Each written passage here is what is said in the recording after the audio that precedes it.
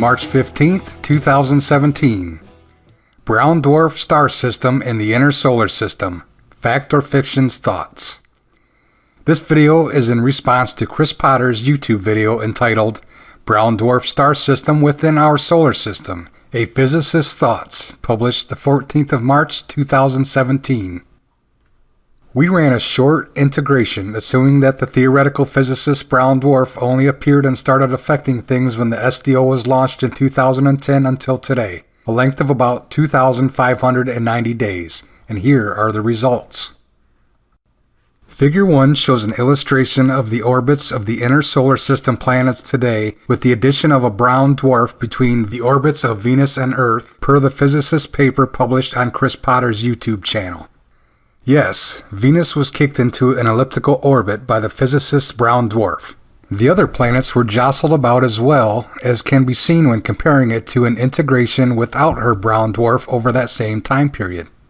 Figure 2 shows the orbits of the inner solar system planets today without the theoretical brown dwarf as proposed by Chris Potter's theoretical particle physicist. Notice that Earth and the other planets are not only in more normal-looking orbits, but that Earth's actual position in its orbit around the Sun is different too. This indicates that the length of the year has dramatically changed and Earth is not where it should be in its orbit around the Sun, in the brown dwarf version of the solar system.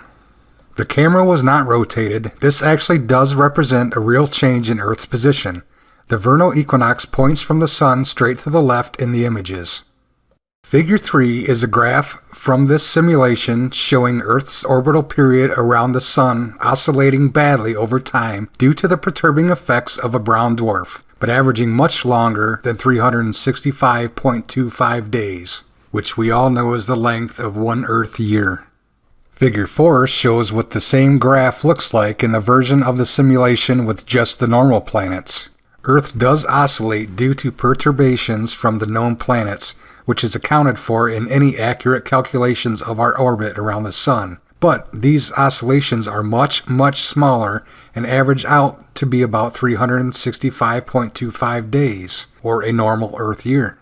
It's also worth noting that Potter's Physicist's PDF displays massive ignorance in other ways as well. The whole reason she even claims that her brown dwarf has an orbital period of 180 days is about the time from one SDO eclipse season to the next, which has already been exhaustively explained and accurately predicted in videos published on the YouTube channel Astronomy Live. The thing is, giving it an orbital period of 180 days does not mean it will come between the Earth and the Sun every 180 days. Not even close. The orbital period is not the same as the synodic period. Again, anyone with even a passing knowledge of astronomy understands this. Earth is not sitting stationary relative to the Sun just waiting for an object with a 180-day orbit to pass between it and the Sun every 180 days. Various synodic period calculators exist online and the math is quite simple. We'll leave a link on the bottom where you can plug in the numbers for yourself. In conclusion, an object with a sidereal orbital period of about 365.25 days, roughly Earth, and one with 180 days, roughly the brown dwarf, results in a synodic period of nearly 355 days. That means her brown dwarf only comes between the Earth and the Sun once every 355 days at best. And of course, it would completely disrupt the orbits of all the planets. After seeing simulations and hearing some explanation, what do you think about the brown dwarf theory? Is it fact or fiction? You decide. Thanks for watching.